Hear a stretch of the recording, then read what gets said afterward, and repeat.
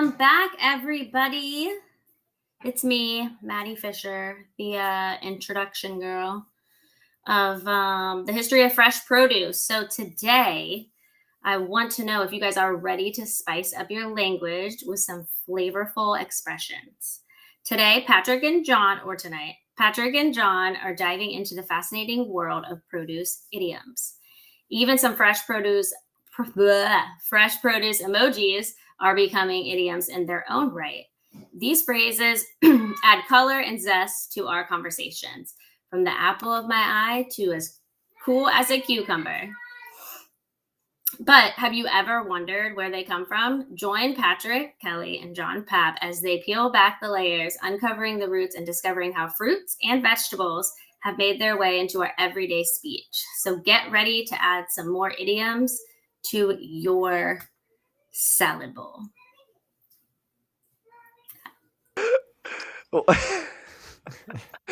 Add some to your salad bowl.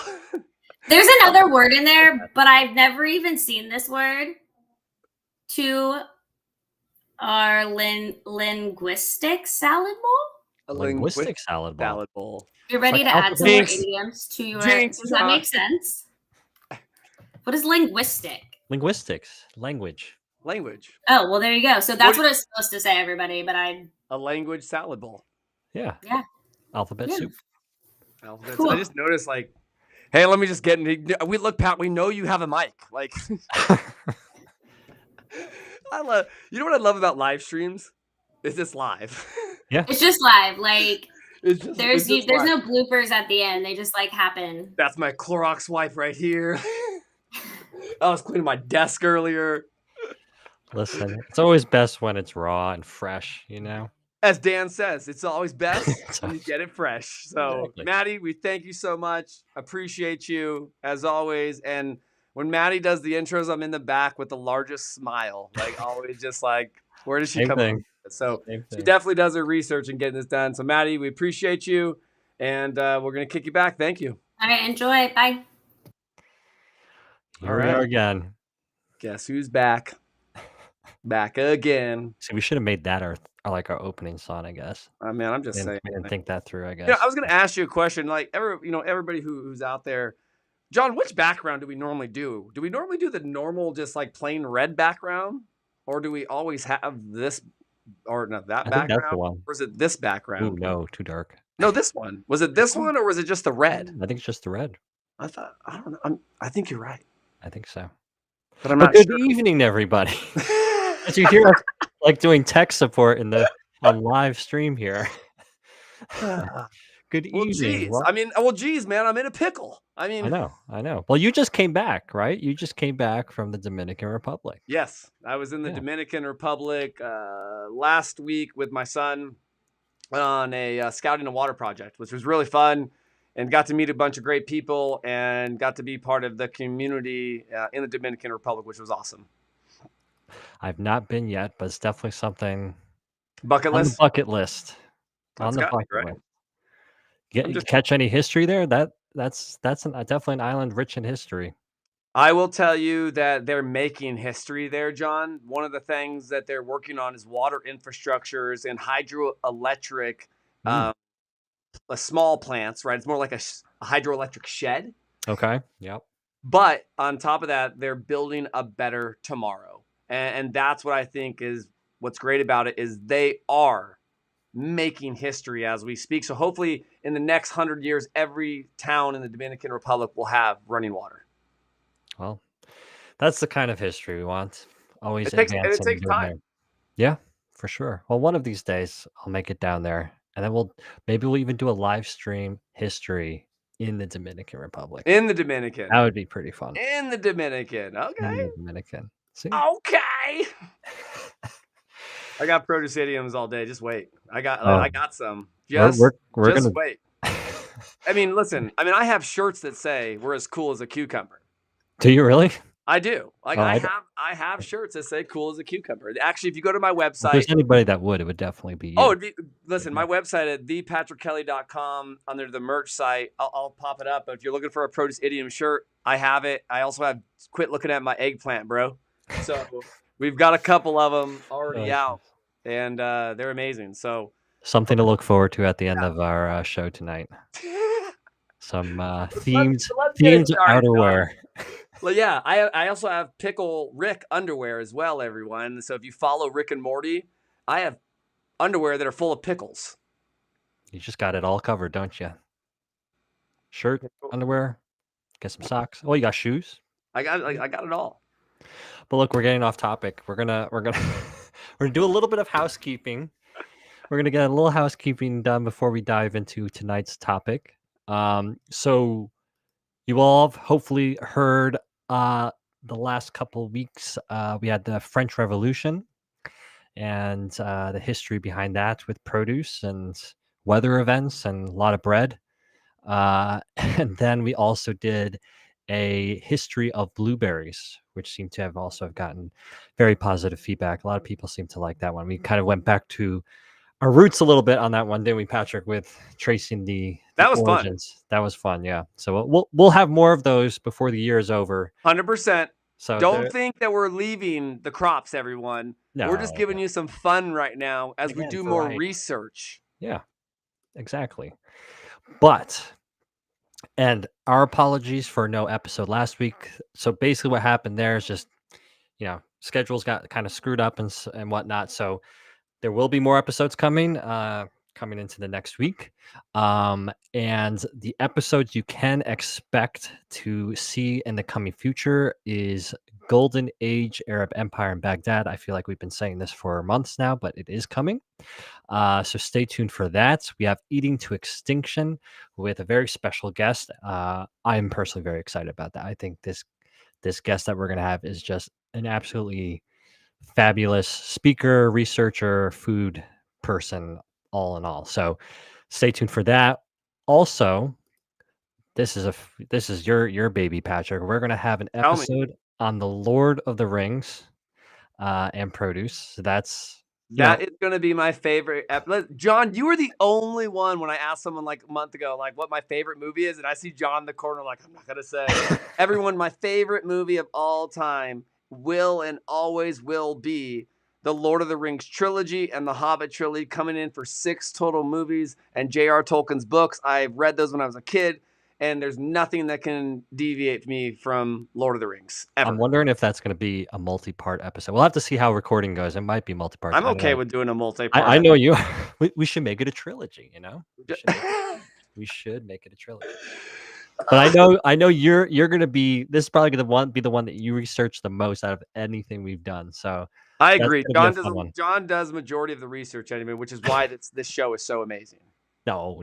Let's be real. It takes two. It takes two. Two to tango. Jinx, man. That's our second jinx tonight. Jinx, you owe me a Coke. Now, on the other end of the spectrum, so we got the people into the sci-fi world and stuff, Lord of the Rings, but we're not going to leave our romance and our, I don't know. I'm running out of adjectives, but on the other side of that spectrum, we're also going to be doing an episode on Bridgerton and produce. As you all know, or maybe you don't, I personally haven't watched any of the episodes yet. My wife is very much into it, and I actually mentioned to her, I said, "Do you think we should do an episode on Bridgerton and produce?" And that time, and she goes, "Absolutely." So I said, "All right, we're gonna." We'll do an episode on Bridgerton. I'm gonna watch some episodes. Let's do it. What's that? I said, let's do it. I just saw that come across my Netflix feed. Oh, it's extremely popular, and it's set in a historical period, the Regency era of England, and so that's the basically 1810 to 1820, sort of around there. And there's actually quite a bit of fascinating things that happen specifically around produce during that period in the British Empire. So that is another episode that all of you can look forward to hopefully catching in the coming weeks. So that is the housekeeping. Anything else, Patrick, before we dive into it? I would say the only thing I would to follow everyone is make sure you download the Produce Industry Podcast mobile application. This is one where we're going to be uploading a lot of our history of fresh produce. I would say special and extra products and activities and opportunities and things like that, because we are going to be coming out with the History of Fresh Produce Club. Now, you can't join the club today, but we are going to be releasing this very soon. So we want you to keep a lookout for that. And if you've missed something, you're able to get our virtual networking hours on there, right? You can get press releases. You can see what new produce items are out there. So again, you can get on your Apple or Google Play and download it, and you can get all of it. All of it. And there's multiple podcasts on here. We have a full array of items ready for you. So download the app and just stay tuned as we keep updating, okay? Beautiful. Right. So we're gonna get into this. It's what, 8:15ish. So let's dive in. Monday. Now, before we start running through these idioms and their What'd you call me? not what you thought I called you. But for on that very point, what is an idiom? So we kind of are all on the same page here, because I'm sure there are I'm with actually you. are a number of people I spoke to when I told them that we're doing an episode on idioms, or just in the background, people who are messaging us asking what is an idiom. So an idiom, and this is defined by the Oxford English Dictionary, is a group of words established by usage as having a meaning not deducible from those of the individual words. So you can, one that we kind of use every day in our own language is "it's raining cats and dogs," or "it's all downhill from here." And what's fascinating about idioms, and which is why we wanted to do a live stream on idioms, is idioms carry a lot of clues and captures of moments in history, because language is a reflection of history and cultures. And naturally, food is a very big piece of culture and societies and histories. So when you marry the two, it does tell you a lot about that moment in time from when that idiom originated. So a lot of the idioms we're going to talk about tonight were coming from different periods in history, whether it was from the early medieval period all the way to the early 20th century. They all kind of have an interesting reflection from that period. And so we wanted to kind of tell those stories, because I think a lot of us don't necessarily think at all when we use these phrases or these idioms, and where they are and why we say them and how they entered our vocabulary. So we're going to dive into a few of them. Obviously, there's a whole ton of them, but we're going to, I think, I can't remember exactly how many I jotted down here in our notes, but I think there's probably about eight or so. So we're going to walk through those tonight for you all. A little more upbeat and fun versus our last live stream, which was about the ends of civilization. So we're gonna kick it off with Patrick, right? Patrick, I I think was you're going to say starting it's all off. me. Yeah, It's all me. you're Because gonna give us again, the first one. well, and as it be, because I'm as cool as a cucumber. Let's see. Well, you're dressed, right? There you go. Shout out to my boy Brent at Brothers Produce. I'm actually waiting. This is my like old man green that I got, but I'm waiting for the powder blue that he promised me. So Brent, you buddy, you owe me the powder blue, my friend. You owe me the powder blue. But let's get this going. Everyone, think about this. You're as cool as a cucumber. Cucumbers originated from India, and humans have been benefiting from them for over 3,000 years, according to findings from cave excavations. That's right, cave excavations. Cucumbers spread across the ancient world from ancient Egypt to Greece and Rome, providing refreshment from hot temperatures. Now, everyone, if you think about this, when you go into a hotel, they have a lot of water, and they always will have cucumbers or lemons or limes or things like that to make it very refreshing. Funny story, really quick. I was watching The Other Guys with my son Ty the other night with Will Ferrell and Mark Wahlberg, and one of the parts of the movies is they kept giving them water with cucumber in it, and the third time they came back, he's like, "Can I get the water with the cucumber?" No, I was really hoping for the water with the cucumber. So inside of a cucumber can be as much as 20 degrees cooler than the outside. Wow. Cucumbers appear in the Bible, Charlemagne's gardens, and on King Henry the Eighth table, cucumbers gained such a historic popularity for their cool and refreshing properties. In the 17th century, John, to help soothe fevers, doctors lay patients on beds made of cucumbers to lower their temperatures. I kind of like that. So the phrase, as cool as a cucumber, that's right. It first appeared in a poem by the English author John Gay in 1732. Now, John, much of Gay's work was satirical. He was a member of the Scriblerus Club along with Jonathan Swift and Alexander Pope, which mocked the period's intellectual dogmatism. So, Cool as a Cucumber appears in Gay's poem titled New Song on New Smiles, where the narrator expresses most of their thoughts and feelings through smile. Now, cucumbers appeared toward the poem's end, expressing the narrator's angst regarding unreturned love. It reads, "Pert as a pearmonger I'd be, if Molly were but kind, cool as a cucumber could see the rest of womankind." Ooh, beautiful. Woo! Beautiful poetry right there. So Gay's string of smiles, cool as a cucumber, took off as a popular phrase in when smiles like pert as pearmonger love their relevance. And let me give you I'm gonna show you what John looks like. Not John Path, John Gay. Yeah, that was me. I wrote that. So if we yeah, that was John. So this is John Gay. Obviously He looks like painting. a poet. Not a picture. Yeah.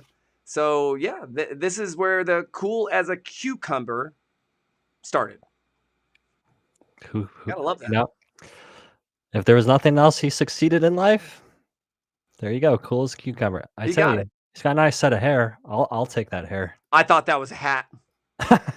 Is I it, thought maybe that was you're like right. one of those Is it a like hat? Maybe it's a one hat. of I those don't know. big hats, you know? You might be right. I Big don't know. forehead and big forehead. hair. Yeah. So what do we see next, John? Our which next I think is a idiom. fun one. Yeah. So cool as a cucumber from the 1700s. Who would have thought? All from a poet. That's So, true.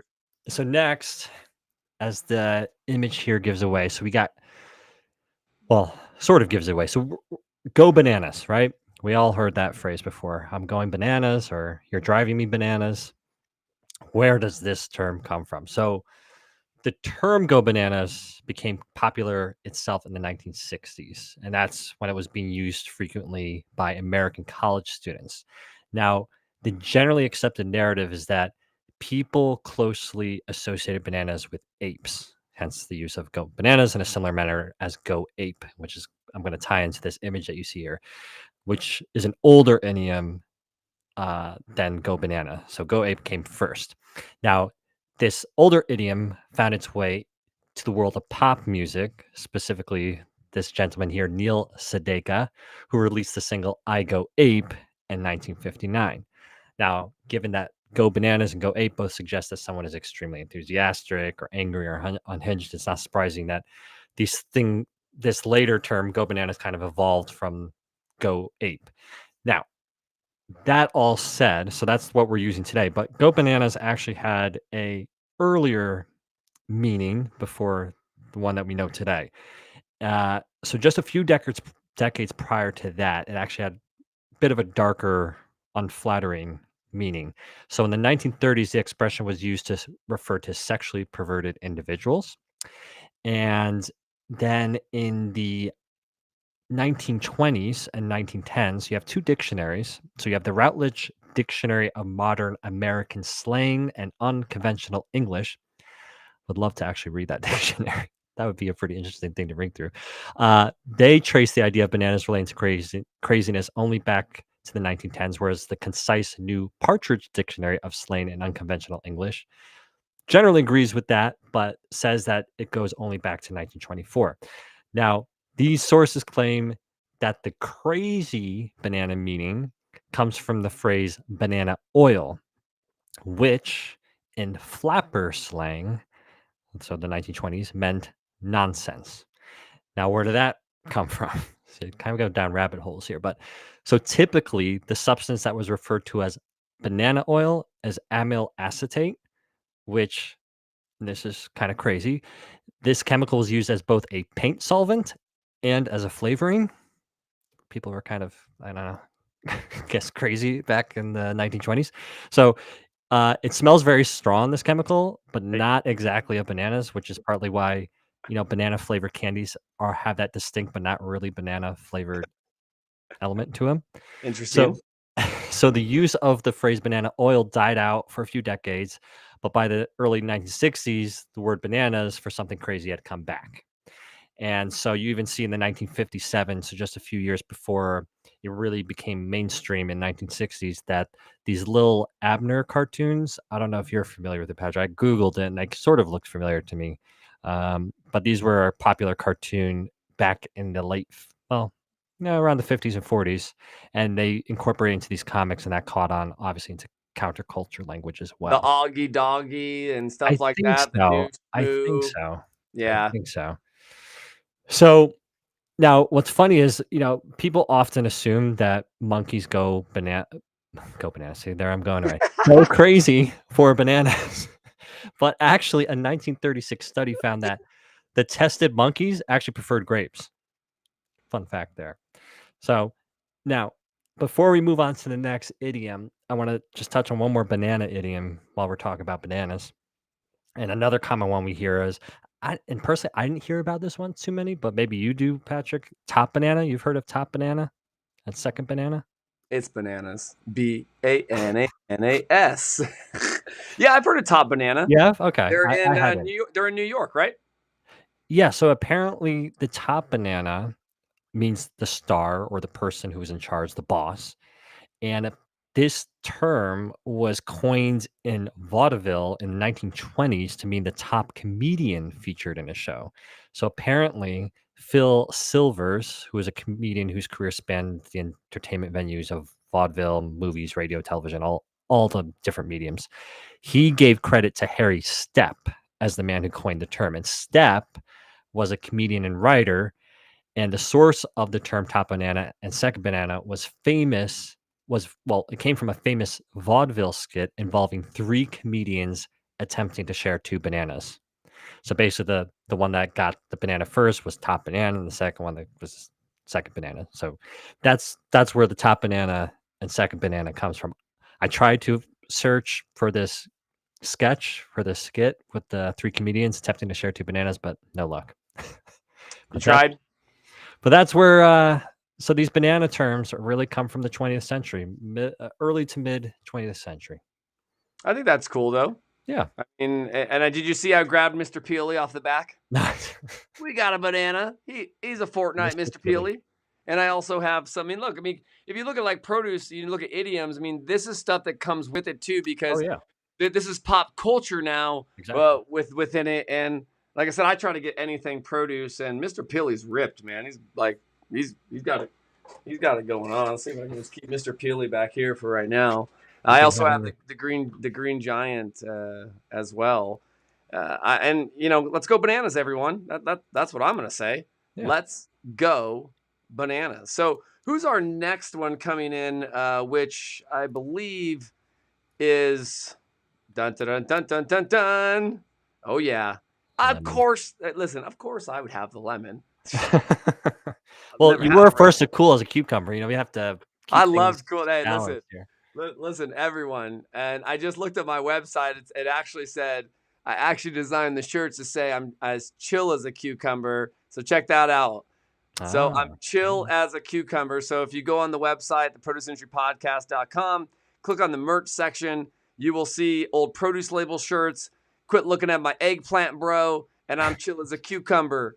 So these are some fun things that obviously we just want to have fun. And we do, right, John? We have a good time with this. So if we look at lemons now, that's right, a lemon. And we sometimes refer to defective cars, everyone, as a lemon, right? We've all heard that. The question is, who here has had a lemon?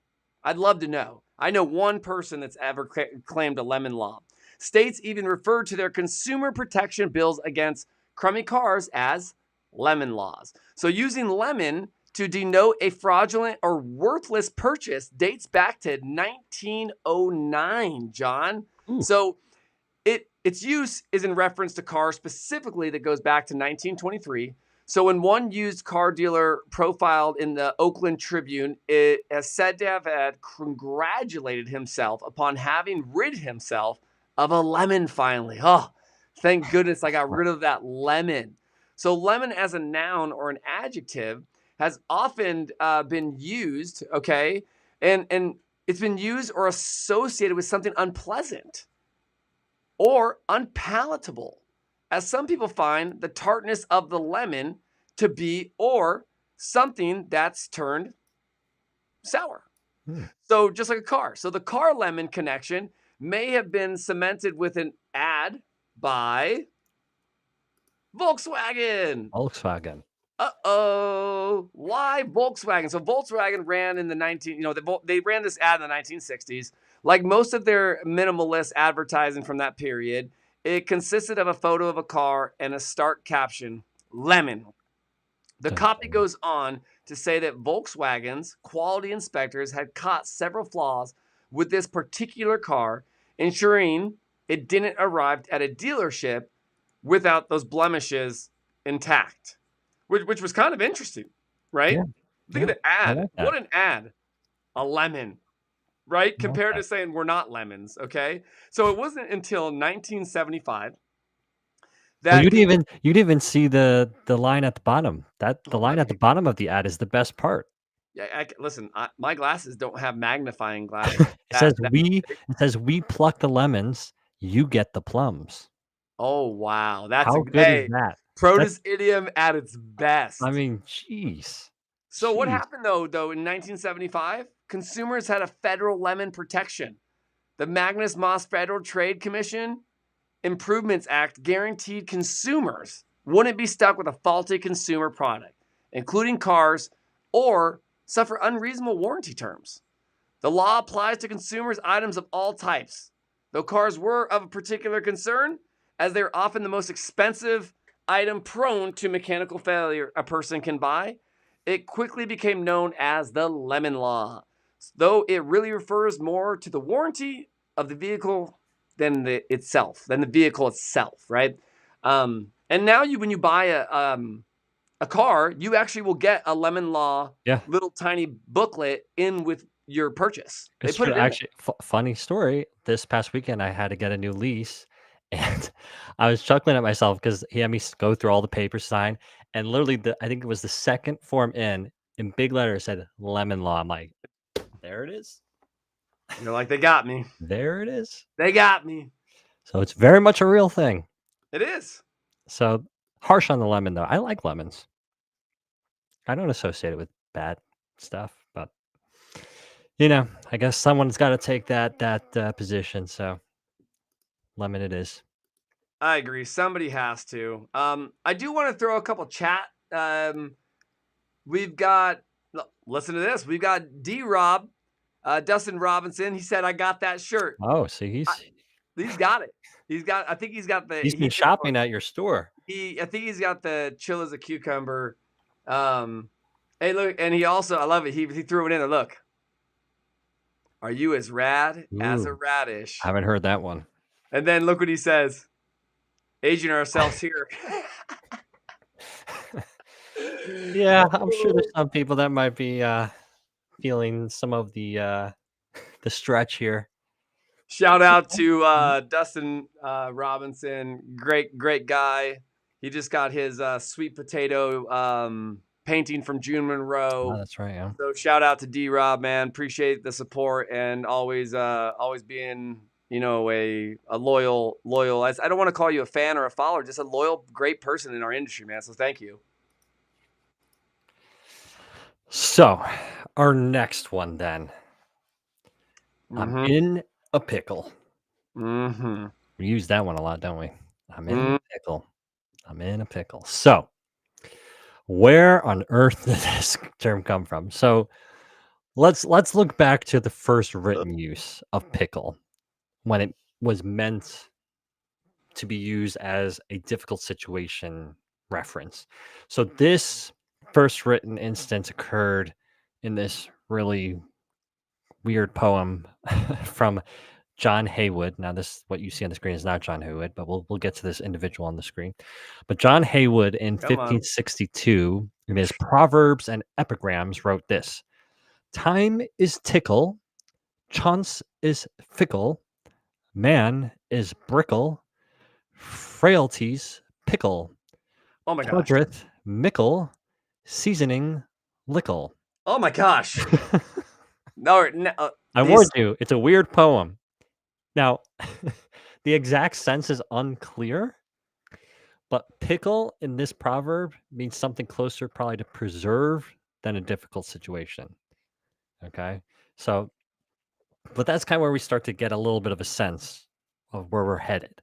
Now, Shakespeare ends up often being credited with inventing the phrase in a pickle in The Tempest. But even there, the usage seems to be closer to another common use of the word pickle at that point, which is to be drunk, sauce, sloshed, whatever term you want to use for alcoholic inebriation. But that's basically what Shakespeare was going for. And what he wrote in The Tempest, where you see that pickle usage, is the line by Alonso where he says, "And Trinculo is reeling ripe. Where should they find this grand liquor that hath gilded him? How comest thou in this pickle?"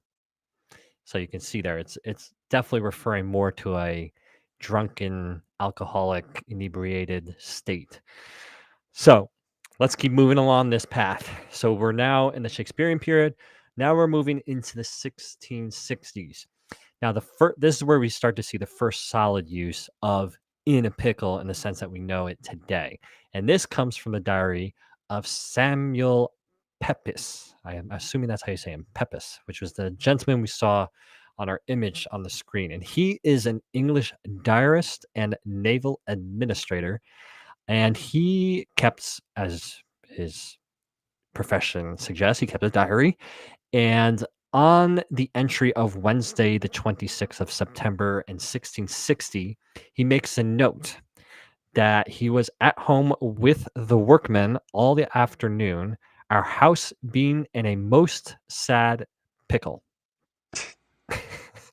So something not good was going on that day in his house. We don't really know what, but that's where he writes. Now, the phrase could come from an evolution of the drunk sense. So, like we said, Shakespeare was using it more of a drunk sense, but that seems somewhat of a stretch from how it got to the term that we saw Pepys using.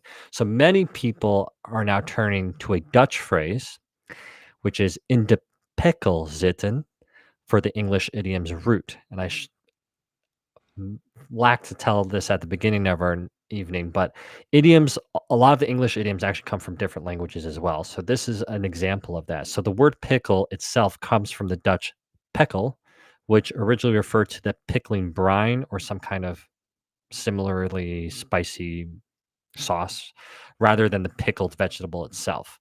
So literally, it means that term, the Dutch term, which was the "in de pikkel zitten," literally means to sit in the pickle brine, which obviously would be quite unpleasant to sit in, I think. So the Dutch etymology dictionary say that the idiom "in de pikkel zitten" actually means pickled in the Shakespearean sense of wasted.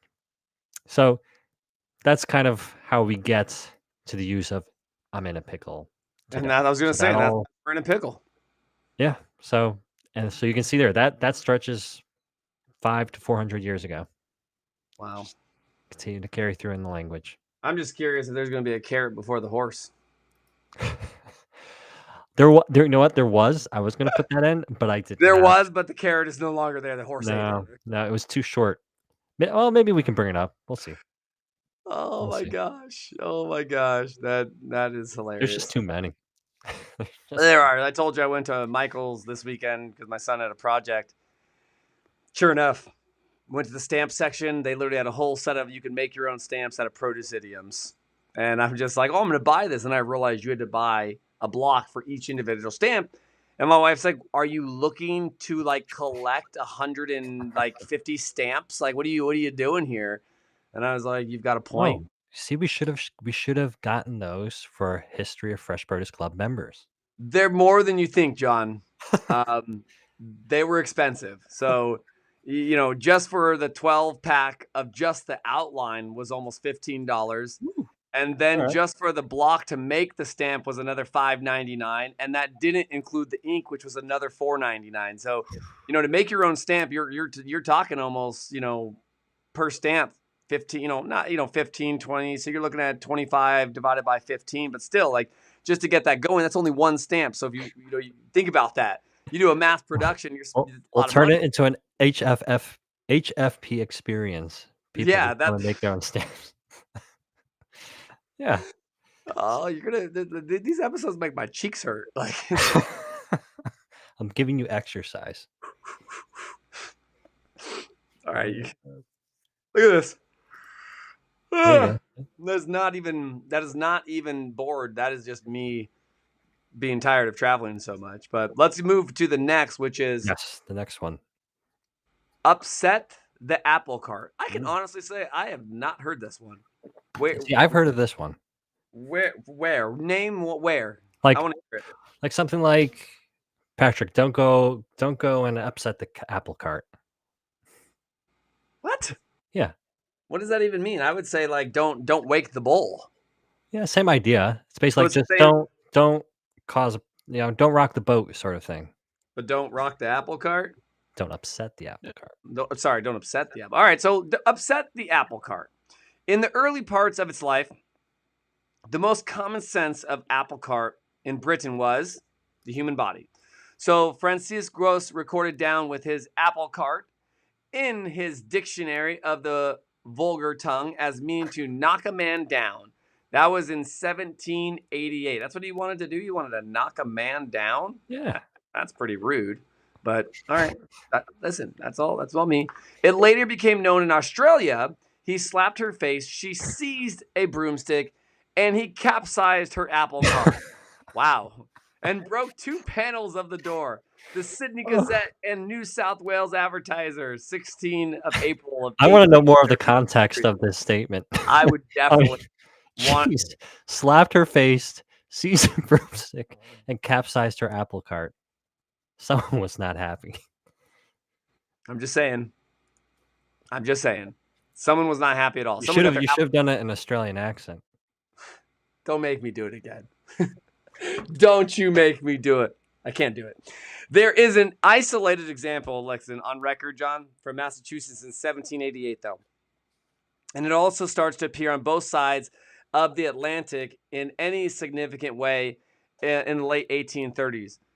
They won't encourage trade or commerce or manufacturing because they know that trade and commerce and manufacturing would create a power right of that would upset their apple cart.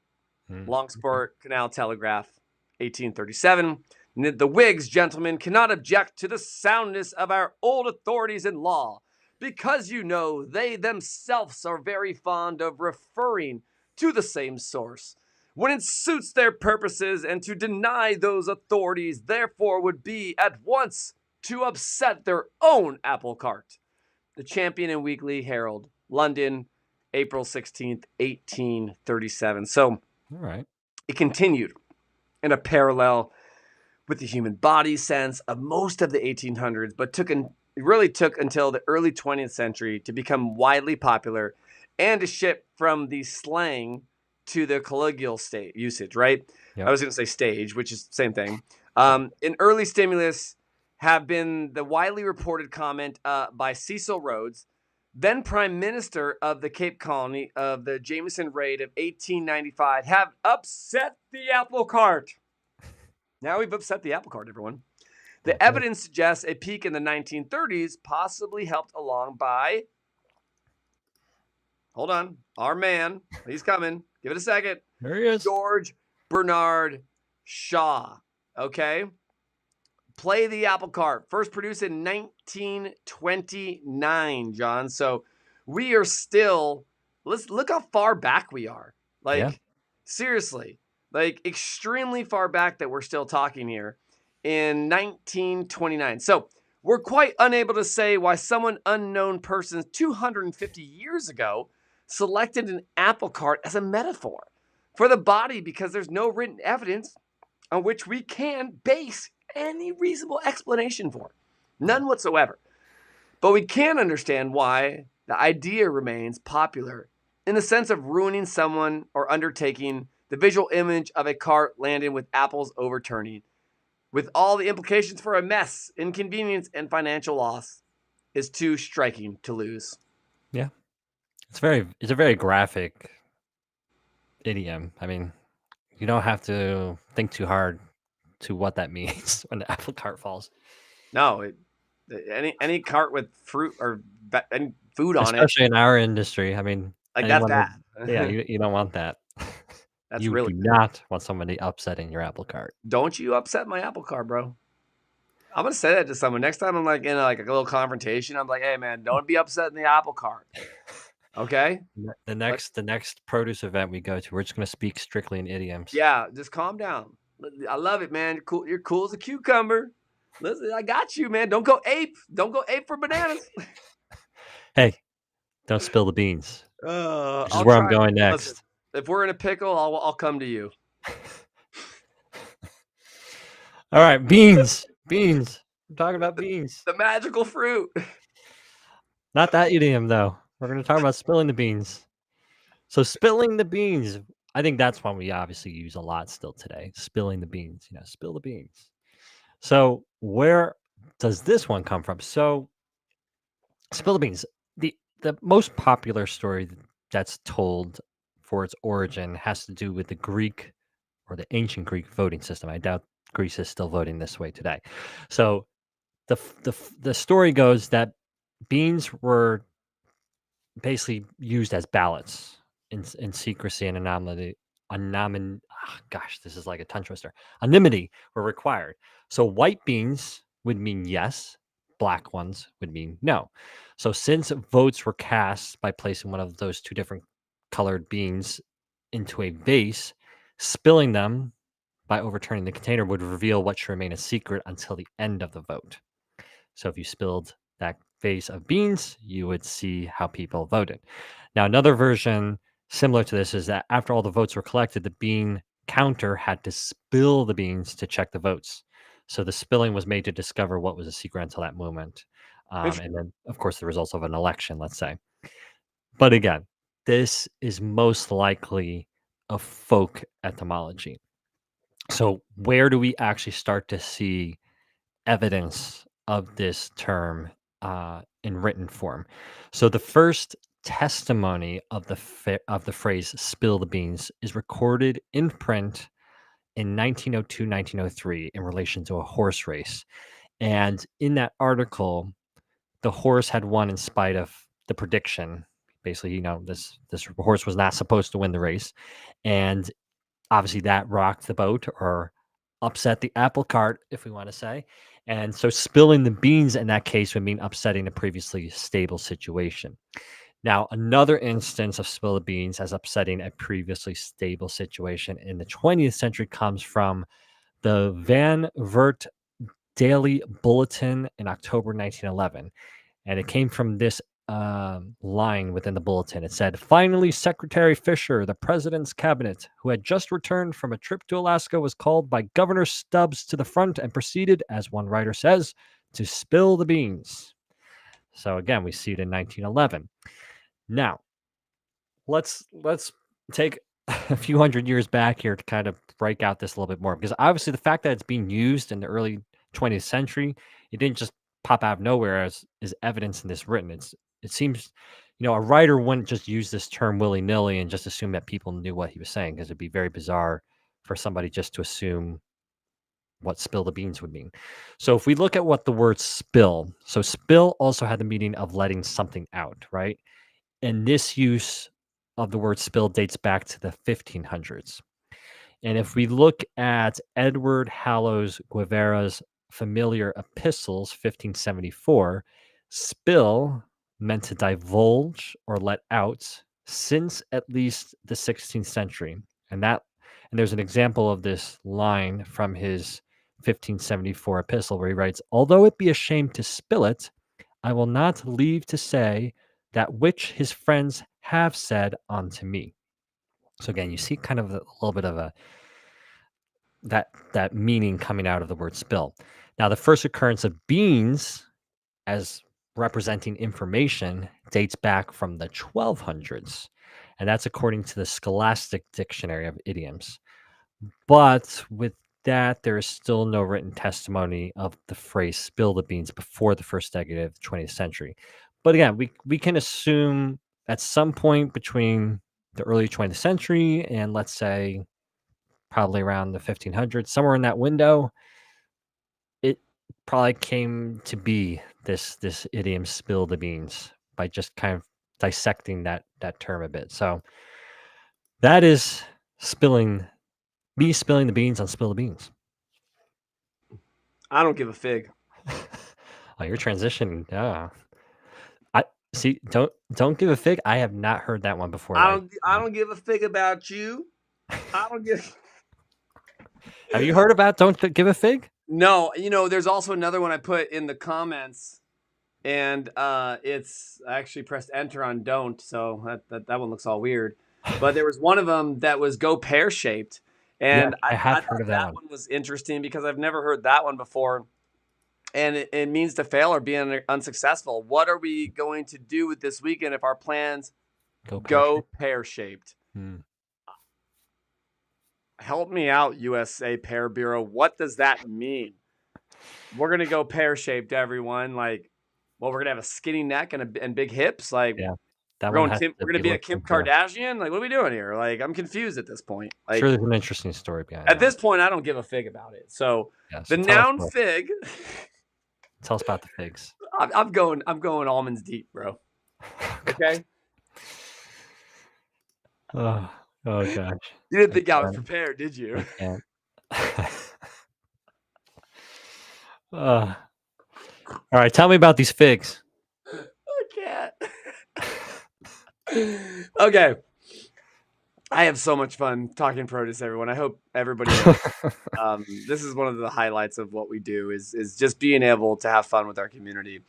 So the noun fig, sometimes everyone is a fig's end. So what does that actually mean? It was recorded in the sense of something unimportant as early as the mid 1400s. So example from The Court of Love, an anonymous poem written about 1450, a fig for all her chastity. Sorry. The phrase "not worth a fig" appears in 1600 in a collection of epigrams and satires by Samuel Rollins. All bear in Europe is not worth a fig. That makes sense. But it makes it sound like figs are bad. I mean, figs, figs aren't bad.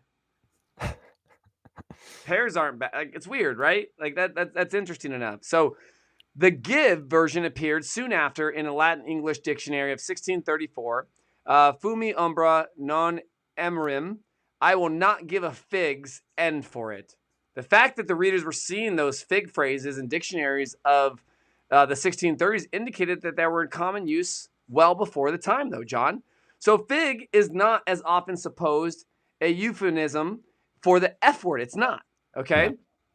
Since late medieval times, a fig has been a synonym with anything small, valueless, or contemptible. So in the late 1500s, to fig someone... Don't you fig me.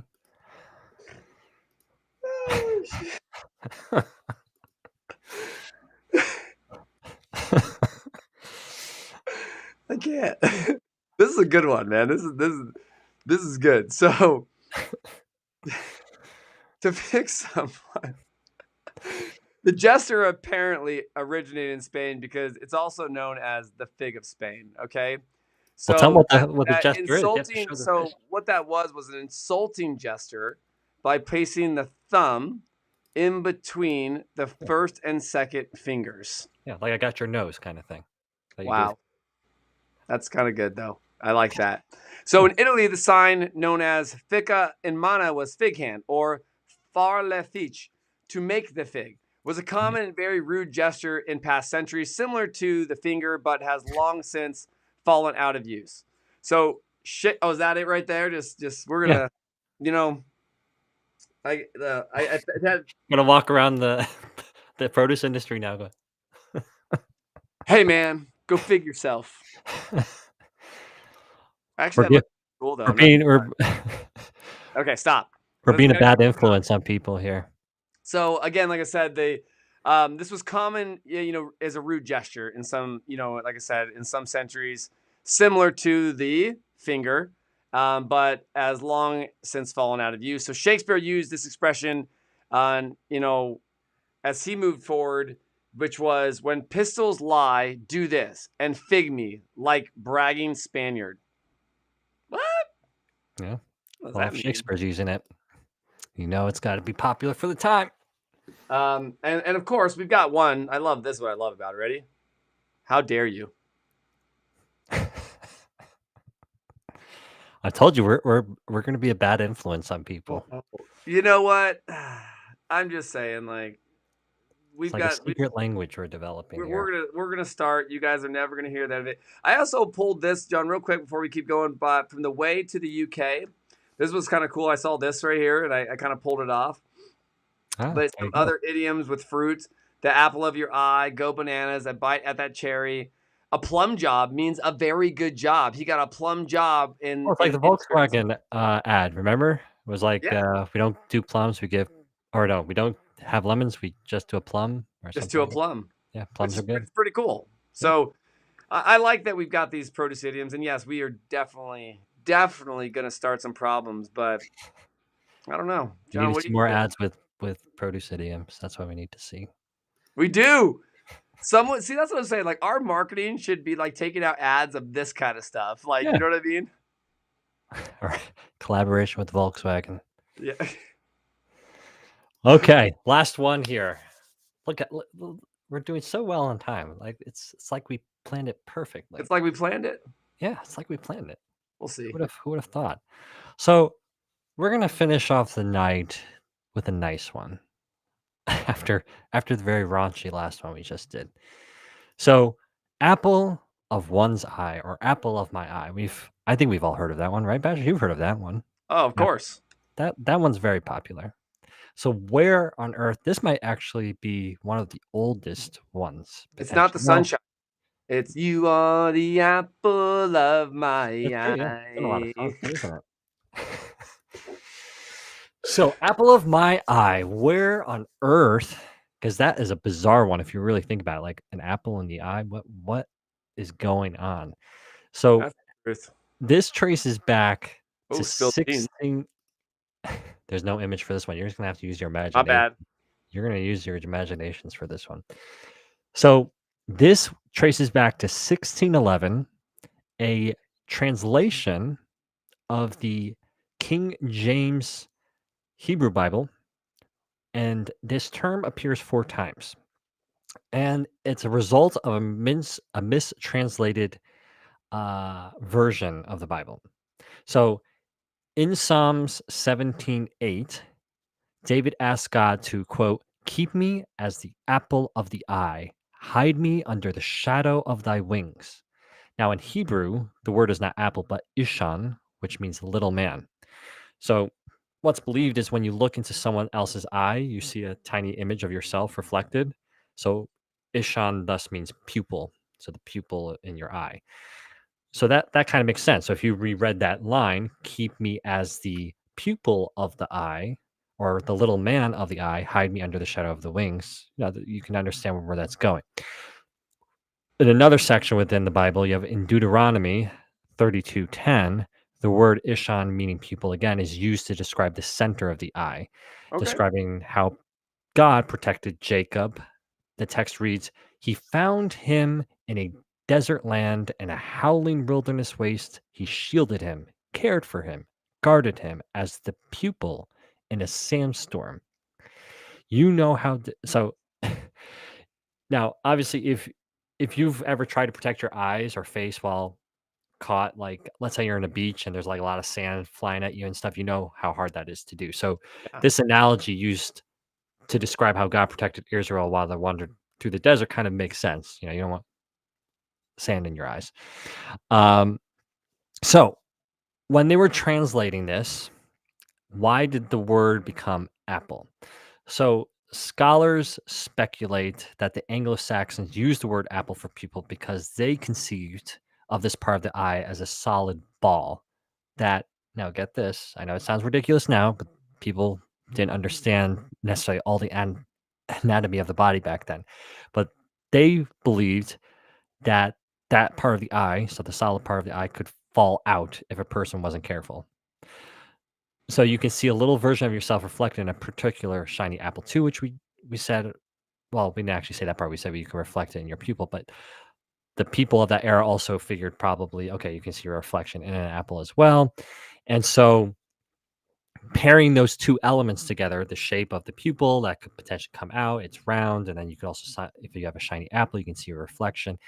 Those things kind of merged, or it's believed that they merged, and so it became apple of someone's eye rather than the pupil or little man of somebody's eye.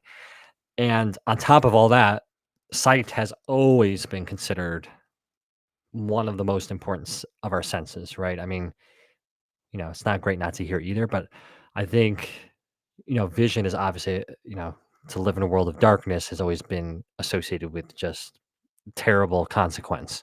And so the center of the eye is thus arguably the most valuable bit of our anatomies, as people thought hundreds of years ago. So the apple of one's eye quickly came to be used as a metaphor for that thing which is most precious.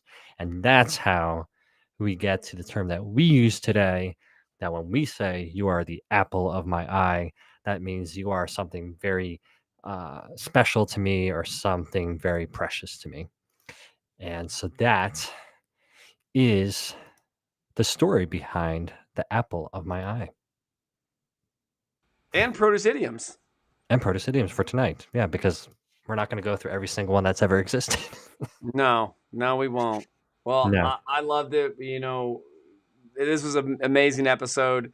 We had a few people commenting, and always Dustin Robinson said, "Fun episode for sure, guys. We appreciate it." Maddie does an amazing job introducing the show. She does her research as well, and this is what it's about. We're bringing you all fresh produce. So, John, you want to close us out? Yes. Well, thank you everybody, of course, for coming as always tonight. Do stay tuned. There will be more episodes coming very soon. We'll have our monthly live stream next month. We'll let you know when that is coming as well. Yep. And stay tuned next week. I believe the announcement will be made 2 times that week, right? Monday and Tuesday of next week. We have some news coming out about the club. So definitely keep an ear and eye open for that. How do you keep your ear open? Well, you don't want to put things in it. All right, real quick though, everyone. In 2020, I did an interview. You did? Shocking. And I interviewed Joe Exotic, the Tiger King from prison. And do you want to know what his favorite vegetable is? Hold on. I don't know, carrot? I thought you literally said, I don't care. I don't care about this, okay? That's I don't care totally about unintentional. it alone. It was actually a cucumber. Was it really? Yeah, so vegetable was cucumber with ranch, and his favorite fruit is a strawberry. So, hey, shout out to Joe Exotic in prison. He's still a fresh fruit and vegetable lover, everyone, from prison. Shout out, Joe. You're still my Tiger King, buddy. Well, it's good to know that fresh produce is still making it to prisons. 100%. Yeah. 100%. Well, John, I think we're calling it a night. Think so. Everybody have a good evening. And until next time, it's goodbye for me, John Papp. And Patrick Kelly.